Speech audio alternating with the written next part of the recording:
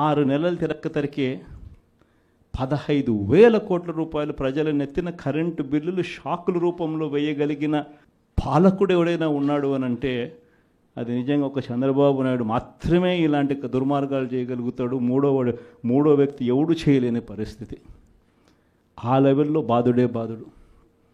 మరోవైపున చూస్తే ఈ బాధుడుకు తోడు సూపర్ 6లు సూపర్ 7లు అమలు చేయకపోవడానికి తోడు మనం ఇస్తా ఉన్న పథకాలన్నీ కూడా ఇవ్వకుండా వదిలేసినకు దానికి తోడు వీటి అన్నిటికీ తోడు ఇంకా ఏం జరుగుతూ ఉంది? చంద్రబాబు నాయుడిని ఎవరైనా ప్రశ్నిస్తే చాలు ఆ ప్రశ్నించే స్వరాన్ని అనగదొక్కుతూ రెడ్ బుక్ రాజ్యాంగం ఈరోజు ఎక్కడ పడితే అక్కడ గ్రామ స్థాయి నుంచి కనిపిస్తూ ఉంది. ఇన్ని విపరీతమైన పరిస్థితుల మధ్య